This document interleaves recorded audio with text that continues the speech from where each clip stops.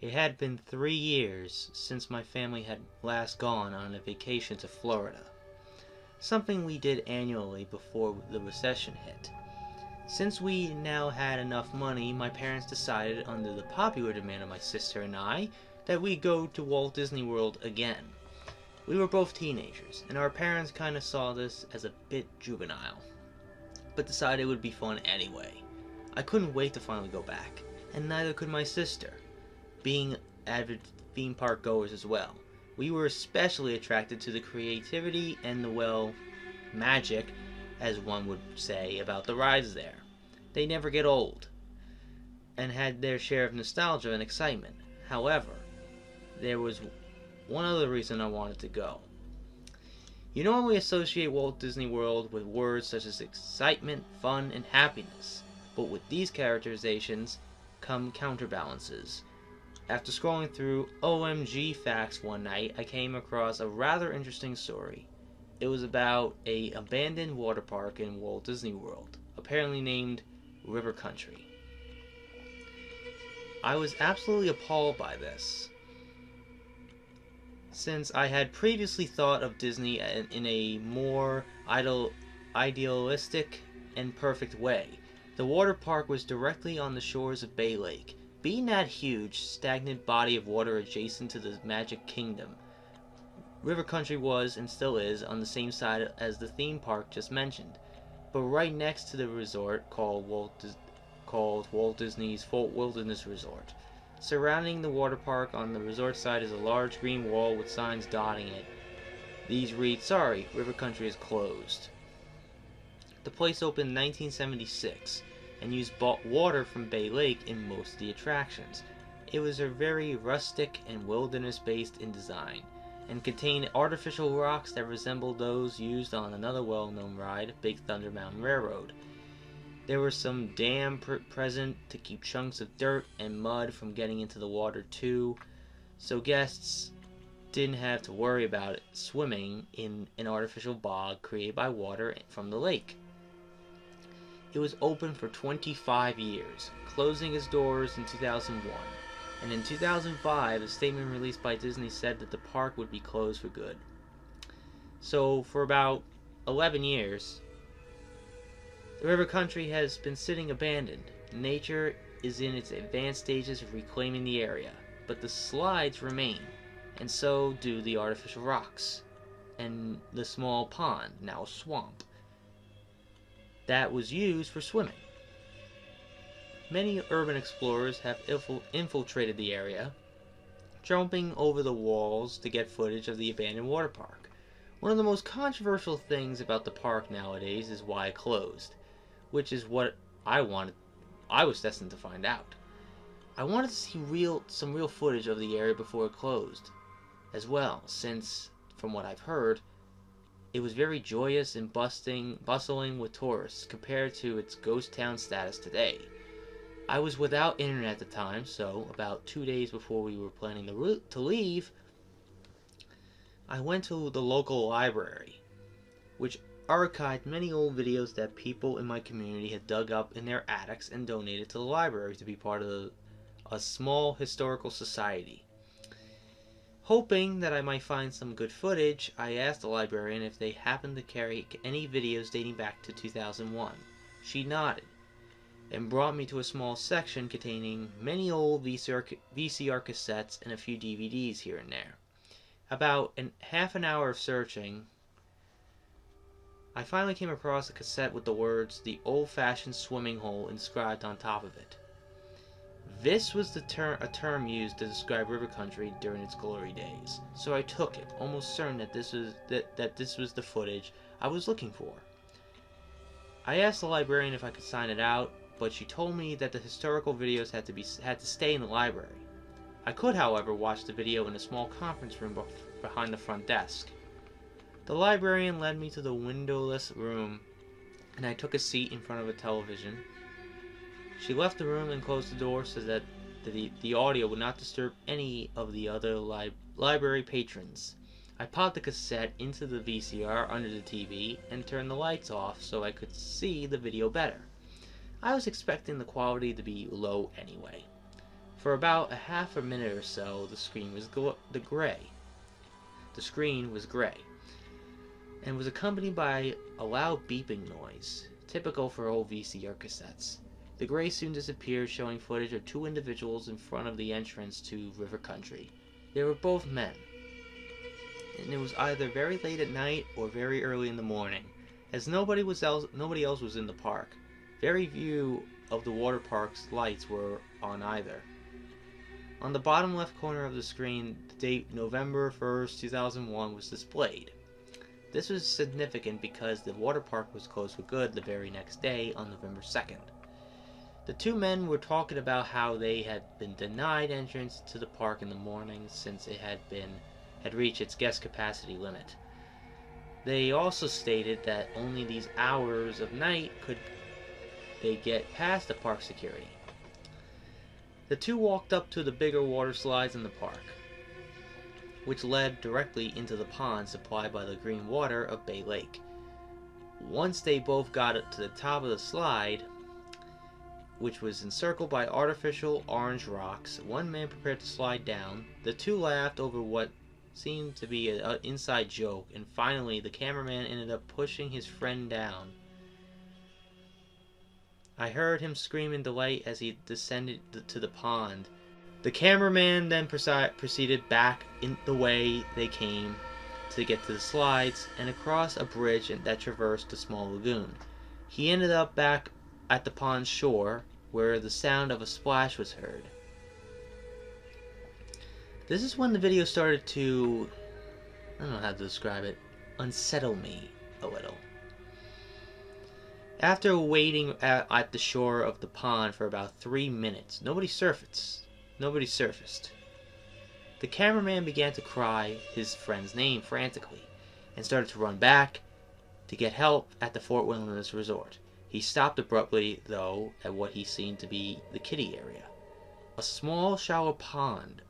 On hearing a faint cough, he instantly turned around and saw a barely visible shadow above about 10 or so feet behind him. Relieved, the cameraman started to approach his friend, glad that he was okay, but again he abruptly halted. The friend's head was hanging down, and he slowly inched it up. The cameraman started to hyperventilate as the features of the other man's face began to show. Crimson, dry blood was caked around his mouth, and some was even dripping off his chin. He was missing all the hair on his head as well, but one of the most disturbing parts of the image was that there were patches of skin missing that revealed parts of the man's skull and jaw bone, and he was even missing his right eye, leaving an empty socket. I became severely nauseous at the sight of this, to the point where I was swallowing my own vomit. My heart also began to race as fear started to settle in my body. At the last minutes of the film approached, the horrendous figure muttered something that sounded like, "There is no hope under the water." With that, the cameraman ran for his life, wheezing and panicking throughout the ordeal. I wanted to turn the television off and run for myself. So I bolted to the door leading out to the room. I reached for the doorknob, just paused. The television was just giving off the sound of an old furnace found in the basement of the home, just in a softer tone. This tone, for some unknown reason, kept me from moving anywhere. My body was paralyzed, and I just stared blankly at the television. I began to internally panic. What the fuck's going on? What the fuck's going on? The cameraman was still sprinting, but didn't seem to make any progress. He had ended up back at the large pond where the slide had dumped his friend. You could hear him sobbing softly, fearing for his life. Suddenly the tape began to gradually slow down. As the man frantically looked from side to side, the audio volume, along with the furnace sound, went up as the video lagged, haltingly and deafeningly. The cameraman turned all the way around and shrieked at the sight of his friend. The video paused on this frame, exposing the caked blood over the other man's face. The top of the skull was completely exposed. With his right eye still missing, his mouth was wide open, and coming from it was what looked like a combination of water from Bay Lake and bile. This stayed on the screen for about 10 seconds and switched to black screen, displaying one single message: the epidemics begins today. Instantly, the power went out, and I was left alone in the darkness of the conference room. I became terrified as I couldn't see a thing, and I couldn't see the door either. I began to shake violently, fearing for my own life. River Country had closed because of this, and it was obvious. Walt Disney World had been keeping a disgusting secret. I rushed to the other side of the room, disoriented. River Country is an actual abandoned water park that had been sitting dormant in Walt Disney World for over a decade. Oddly, the lights are still on within the area. The music still plays as well. Many theories have come up about its closing, but one of the most plausible ones, and one that has been confirmed by WDW employees, is that a deadly type of amoeba was found within the water of Bay Lake, which was used to supply many parts of the theme park. This amoeba can cause severe illness or death, so as a precautionary measure, Disney closed the water park for good. Oh boy. This one, I don't know what to think. It's meh. Okay.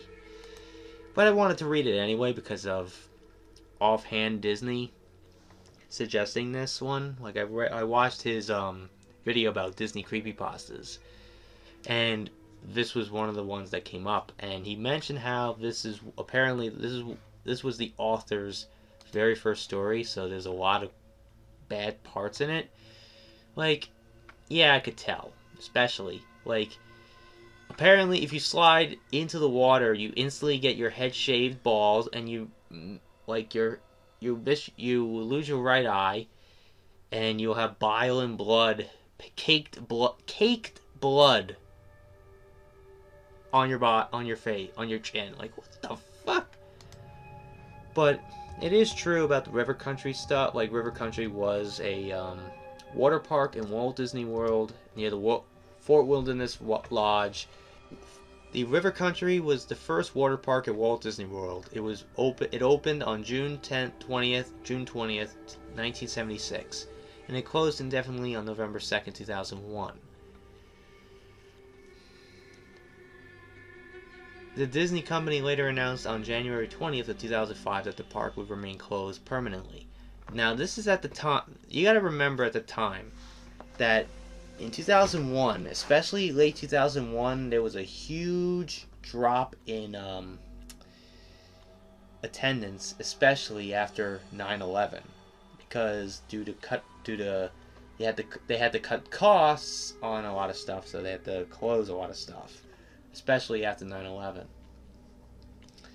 So that was one of the main things that had to be done. Especially at the time, too, that Disney had other two water parks at the time that they just pretty much expanded upon. Pretty much they had Blizzard Beach, they had Typhoon Lagoon, and then Blizzard Beach. So they pretty much made two big giant water parks for them, for their park, and that was it. That pretty much killed River Country for good. But the whole amoeba thing is not the main reason. That's what they claim that there is. But the whole amoeba thing is true somewhat.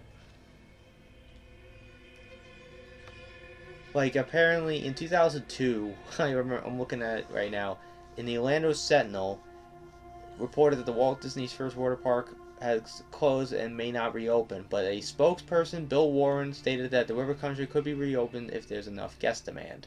I guess there wasn't enough guest demand. Actually, let's say now, if actually there is no more, it's now no longer going to be abandoned. Apparently, they are building something new over there. They are building a new hotel, and it's called Reflection. Like, they're building a new deluxe resort It'll be a nature themed, and it will be called Reflections, a Disney Lakeside Lodge. It is slated to have over 900 hotel rooms and is set to open in 2022. So, after almost 20 years? 20 fucking years of being left there abandoned, they're finally doing something. They're finally putting something there. Imagine what. Now we just need Discovery Island to get something done. Instead of just being left abandoned for the last. Like, you want to talk about something that's been abandoned for 20 years? Look at Discovery Island. Which is literally. Right, it's that little island near in Bay Lake. The whole amoeba thing is true. It actually killed an 11-year-old boy. On Thursday, August 28th of 1980, a 11-year-old boy was killed by the amoeba found in the freshwater lakes. It killed, the disease of amoeba, I don't even know what the hell it is, that pretty much attacks the brain, and that's it. It has a death rate of 95%, 90% at least. And it killed a boy, a little 11-year-old boy in 1980. But Disney did take measures to prevent that from happening. They did do that, but one of the major reasons was because of the low attendance, because of the two bigger water parks that they opened, first in 1989, Typhoon Lagoon, and then in 1995, Blizzard Beach. So they pretty much opened two water parks that were a lot bigger than River Country. But the Creepypasta, though, it's okay. I don't know, give the guy a pass since it was his very first story that he wrote. I know it's just the typical cliche stuff. It won't instantly. I don't get the fucking shit. Again. The amoeba apparently will make you turn into a zombie. It's the epidemic. There's no hope under the water. What?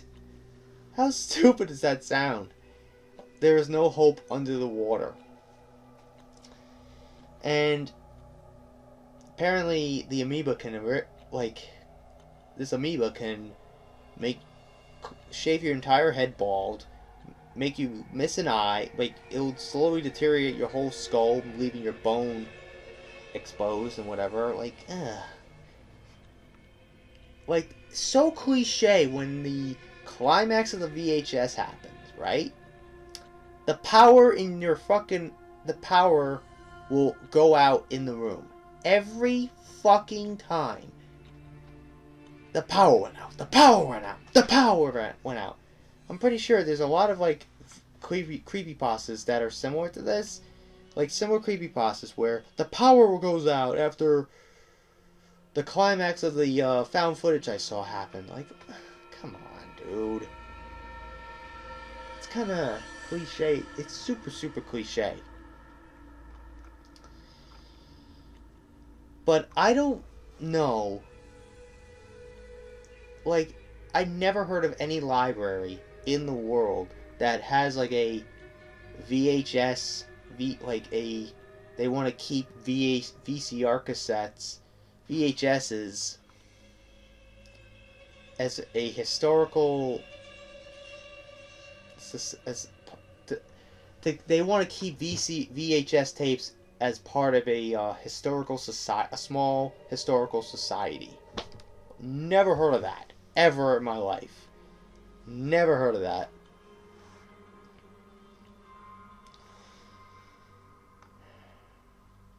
I don't know, it's just, there's a lot of stuff that is just so bad in this. Super, super bad in this. But I'll give the guy a break since this was his very first story that he wrote. It was written by the Bush administration. Oh boy. Here I am. Pleased to meet you. Pleased to meet you. I don't know, man. But he did a bunch of this is one of his very first stories that he did. The Bush administration. So President Bush, former President George W. Bush, George W. Bush.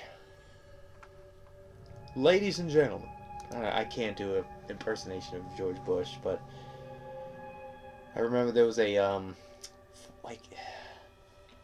funny video I saw. It was at one of these White House press dinners, and he had a guy that pretty much almost resembled him, who does, I guess, an impersonation and pretty much spot on impersonation of George Bush. And he invited him to the press dinner, and he had like a separate podium for the guy. It is the funniest shit because, like, George Bush, the actual one, would talk and saying like this normal stuff that he would usually say, but then the impersonator would be like saying things that Bush would be really thinking. Like, here I am at one of these other dang press dinners. Alright, enough. I'm just going off the rails here. But overall, the Creepypasta is okay. We'll give it a 6 out of 10. Honestly, the whole thing about the amoeba immediately kills you and turns you into a zombie, it just sounds stupid. It just sounds really, really stupid and far-fetched. Because this amoeba already killed an 11-year-old kid in 1980. So, honestly, what can I say? It's okay. Could have been done better, but it's okay. So, I hope you guys enjoyed today's Creepypasta reading. Yeah, it's a little different. A Disney Creepypasta, so I have a SpongeBob Creepypasta I want to read. It's like, I don't know how to describe it, but you'll find out when I get a chance to read it. But this Creepypasta is pretty interesting, if I'll say. So I hope you guys are looking forward to that. So I hope you guys enjoy this Creepypasta reading. If you have any changes to make this Creepypasta to make it even better, leave it in the comments down below. So I hope you guys enjoy today's Creepypasta reading. So if you like what you saw here, hit the like button, subscribe, share this video with your friends. Be sure to ring that bell to be part of the notification squad. Be sure to also check out my Instagram, because I make collabs with Markiplier, Jacksepticeye, even myself. I also do reenactments and cosplays on there, so go check it out. Be sure to also check out my Tumblrs in the description as well. So until next time, JRDL96 signing out, and I will see you guys in the next video. Peace.